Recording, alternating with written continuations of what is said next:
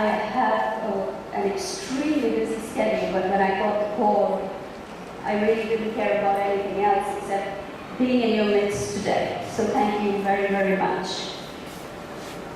I'd like to actually start with a little quote, which I do hope that each one of you will remember. And the quote is exactly this. And you may not believe this, looking at me here today, but truth is, I was a beggar by the corner, whom no one gave a dime. But today, I read and write and speak because someone gave their time. So I'm going to repeat that to you very quickly, okay? I was a beggar by the corner, whom no one gave a dime. But today, I read and write and speak because someone gave their time. The reason I'm quoting that to you is because if you ask me where I was born, I cannot give you an address because I don't have one. Myself and my little sister were moved about from people's verandas, from under their steps, from behind their houses, being on plastic sheets, and just shielding ourselves from the rain and everything else. And we were totally homeless till the age of 7 or 8. Apart from that, I'm not sure you all know that today, just today, when all of you have been so lucky to wake up and be able to get to school and to eat something and to be able to even sit here in front of us today, do you even know that there are between 7,000 to 10,000 people just today who did not or could not wake up because of starvation and hunger and poverty? They do not die because of any disease or any illness. They die because they are starved for food. We wake up every day and we don't seem to understand these things because we have no idea, because it does not happen in our immediate surroundings. So we just feel that the world is a great place because our immediate environment is great. But coming back to myself and my sister, my mom put us in school when we were very little. And I have to say that the teachers gave us so much of their extra time, their effort, and their understanding. Most of the children who come from extremely poor backgrounds, I'm not sure again you understand this, but we come with a lot of deficiencies. We come with memory problems, and we come with problems like malnutrition. We come with mental issues that you as students could never ever understand, but your teachers do. And let me tell you, when your teachers understand that, they make an extra effort. They make an extra effort to stay back up to school and help us, to answer the same question 20 times. That even though we have those teachers and we have that guidance, some of us, and I would say all of us, we have also the power of choice. We say, I firmly feel God has given us two very precious gifts. One is the human brain, which is the system on which all of us operate, whether we like it or not. And second is the power of choice. So we could be put in a school and we could be very, very wealthy, or we could be very poor, but we have the choice whether we wish to take the guidance and the help we are getting, or we wish to just, ignore it and say, I'm better than that, I know more than them. It's your choice. But unfortunately, the choices you make today, almost 99% 100% will come back to bite you tomorrow. So please think of these things. You know, yesterday I visited a very, very dear friend of mine, and she said, please, can you make just 10 minutes to come and visit us? And I did go over, and we stopped by for just 10 minutes, and I said to her, kids, if you ever need anything, please feel free to call me.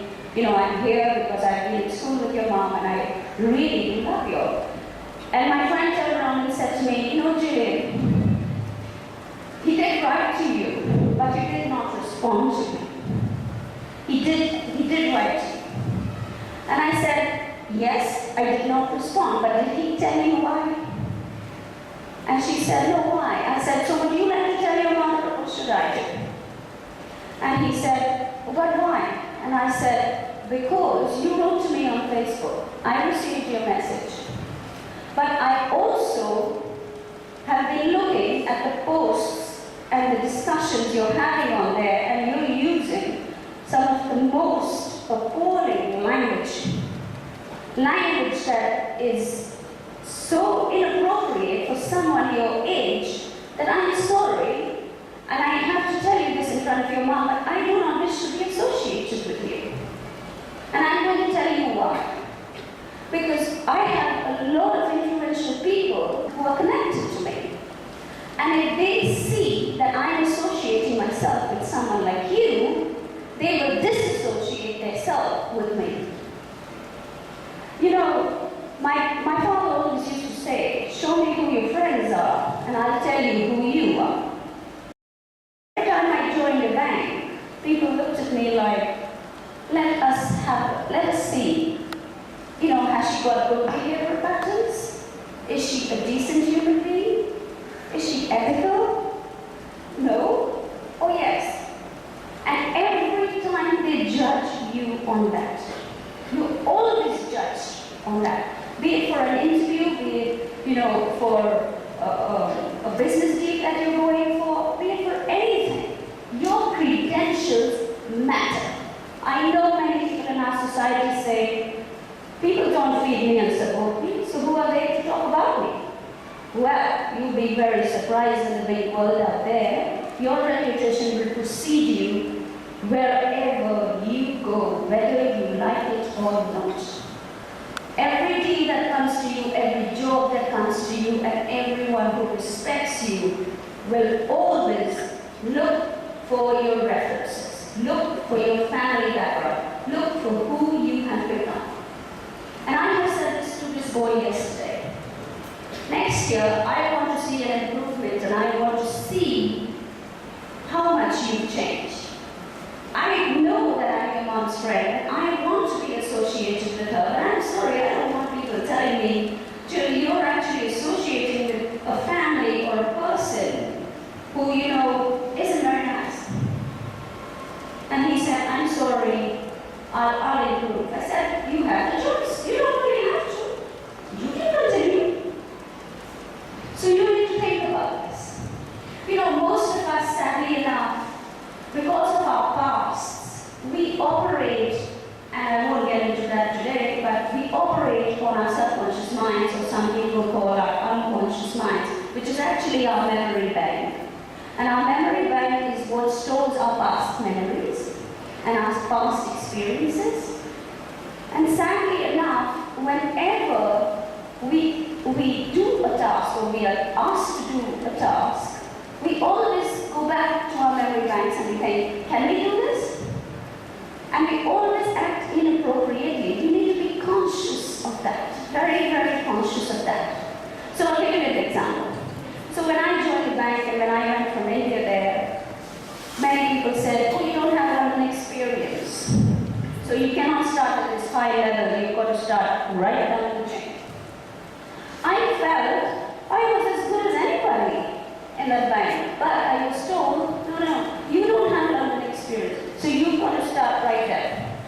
So initially, for the first year, I was asked, can you bring us a bottle of water? Could you hold my coat? You know, many people would say, I'm coming from a very dark place, and I've risen up the ranks in Bank of America here, and now I come to London, and they treat me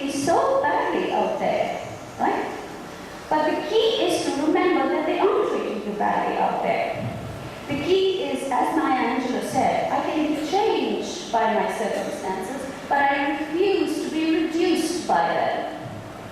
You should refuse to be reduced by anything that happens to you. Again, it's the power of choice, right? You can choose whether your boss is trying to, or your teachers are trying to make you feel, low down the ladder, or you can choose to say, like I chose to say, I thought, hold on a second, these guys have Harvard degrees, these guys have Oxford degrees, these guys have degrees from Princeton. So what if they ask me to get a bottle? So what if they ask me to go hand their course because I'm a new starter? I'll do anything to learn from them. Anything. The best school in the world is at the feet of your teachers. Trust me. And as you go up the ranks, from anyone who's actually more educated and, as Warren Buffett said, associate yourself with bigger and better people, and you will automatically drift in that direction. I always remember that, and I always do that. You can ask me to do anything. If somebody gave me a rap and asked me to have this, I do it right now. Honestly, I would do it because I am just so touched to be in the presence of such great teachers. Or most of them know men much more than me. So we think we know it all, we absolutely don't. And that's the mentality to adopt, because your attitude always defines your altitude in life.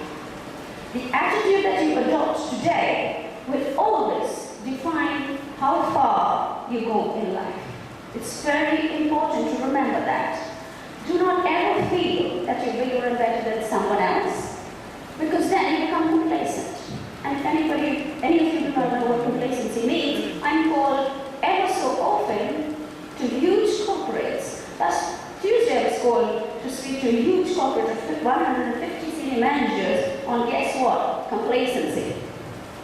Complacency. Why? Leadership complacency, because they all feel we've taken the job, we've taken the promotion, we don't really need to know anything else. We are really good now. We can teach people a thing or two. When you take yourself to be too great and you think you know too much, that's the time you fall. Pride has a downfall. If you cut the pride, remember who you are and remember that you have to keep learning, and you can learn from anyone at any point in time. Your attitude will change the course of your altitude. Right? Everyone asks me on all the media channels, Jared, how did you do all this? How did you get to where you are? And I always think of another quote, by William Barclay. He said, endurance is not just the ability to bear a hard thing, but to turn it into glory. What does that mean? It means irrespective of what you've gone through in your past, we sometimes have this problem of saying, this happened to me, that's why I can't progress. That happened to me, and that's why I can't do this. My dad did this to me, my mom did this to me, my teacher did that to me when I was small. I like to call it what I read in a great book one day. It's called an illness called excusitis. Excusitis is actually a way of trying your best not to progress. Not to progress. You need, we fall into our comfort zones, and I wish I could get into all that neurology thing right now, but I'm not going to bore you. But truthfully, neurologically, we fall into what we normal people call our comfort zones. And when we're in that zone, we do not wish to get out of it. We want to stay there, and we really feel great to be there, because man goes towards pleasure and away from pain. And you don't need to know much more than that today, but because of that, most of us make excuses. Most of us. They'll tell you we don't have money, and they'll tell you we were born into very poverty-stricken conditions. And I've been through a lot, and I've been through, to clients who've actually had worse lives than me, truthfully. But I always ask them the question, great, you have had a difficult life. I understand that, trust me, I come from the same background, but the question is, what are you going to do about it? The truth is, if you get up in the seat right now and you walk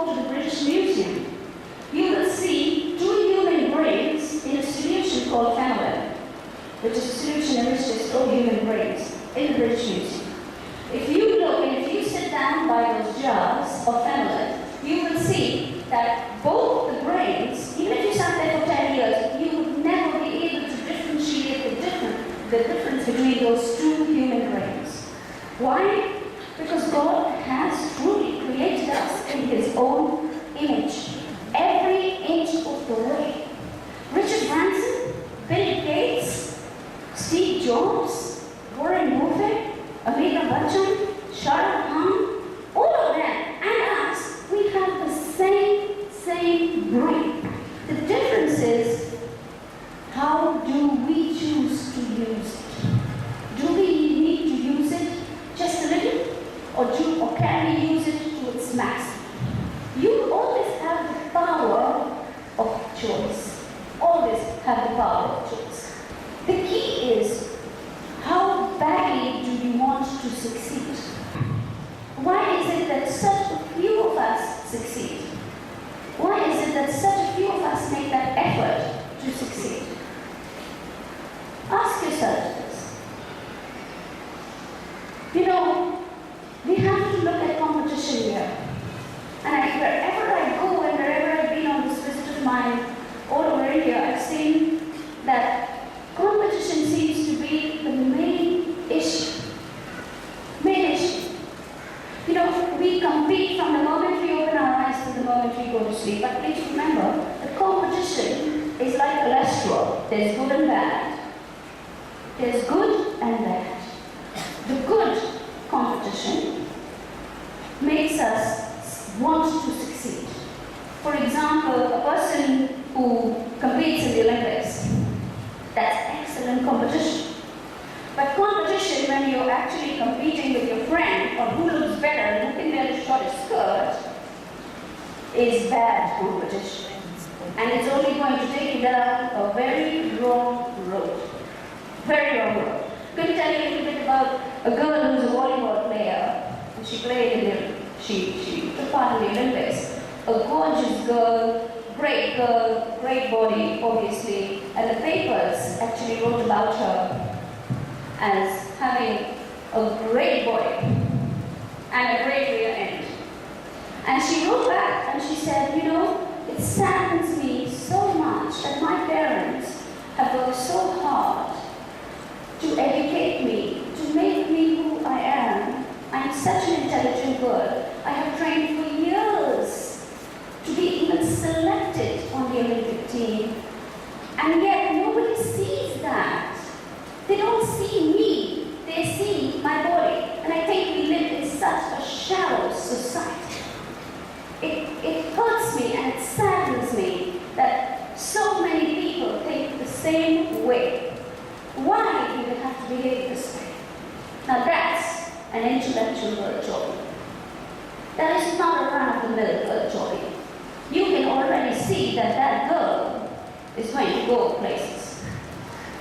So, as your principal said, your thoughts become things. What the mind can conceive, it can achieve.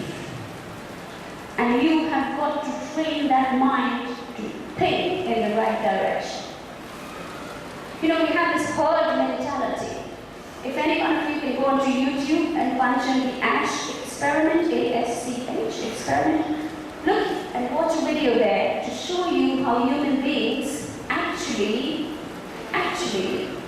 how we are programmed to follow others. We follow hundreds and thousands, but just because people are doing something, we want to be part of that group. You ever been to a concert where one person starts clapping and everybody has to clap because they don't want to be left out? You ever been to a theater and one person stands and you think, oh, I want to stand up also because, you know, I don't want to look at me? You know, that's the setting. Just be you. Just try and understand yourself and understand that you alone are very, very, very special. Very special. You don't need to compete with everybody else. Now, I can talk and tell you this forever, but I'm going to prove this to you in the next 1 minute because I have to end this here. Alright? You know, I always heard people say, especially in the UK and in India, where they say,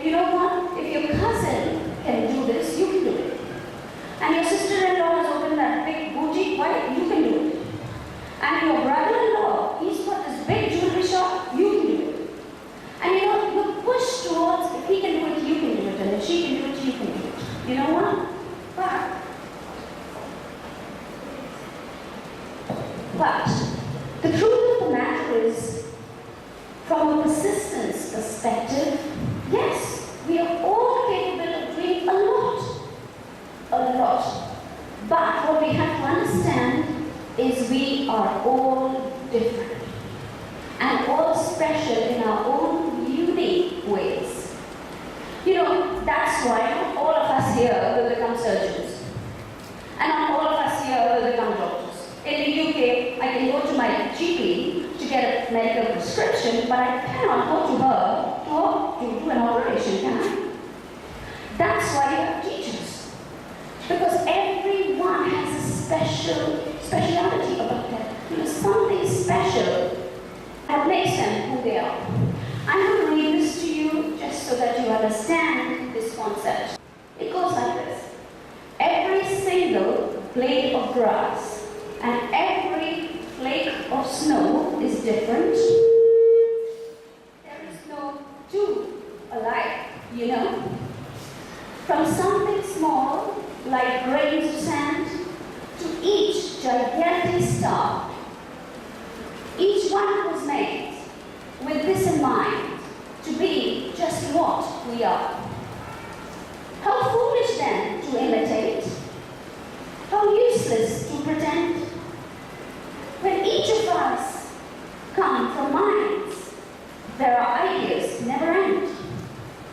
There'll only be just one of me to show what I can do. And likewise, you should be really and truly proud that God made only one of you. And with that, I'd like to say a huge thank you for your time and for having me here today.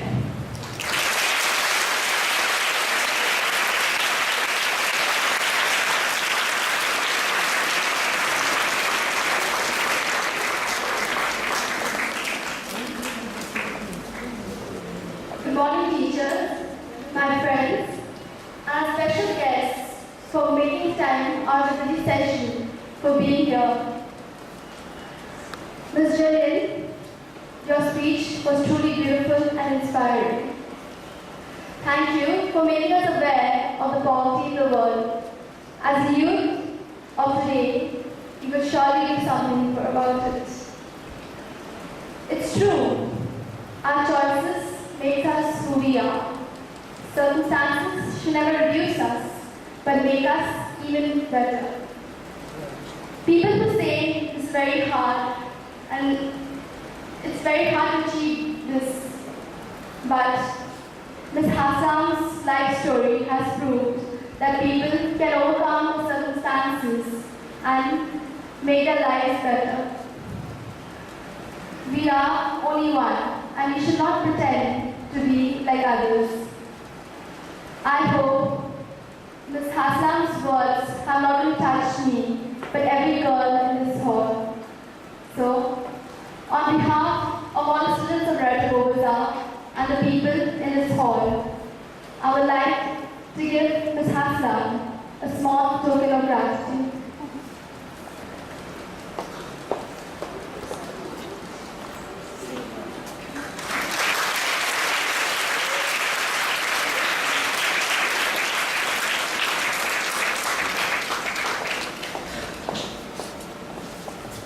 Good morning. We would like to invite Ms. Mahua Das from the Telegraph. Please come up on stage. Ma'am, without you, we wouldn't be able to reach Ms. Zilman. Please clap for her.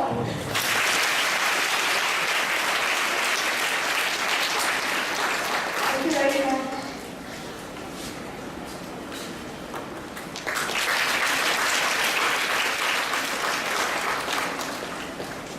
On behalf of the management of Loreto, the staff and students and their guardians, I wish to thank you, ma'am, for more than inspiring. You're not speaking from your mind, you're speaking from your experience. And that's what made all the difference this morning. We couldn't ask for more conviction. It was there in your voice, in your body language. It was there. All I wish to say is may God bless you and your family. and the people you work with and work for.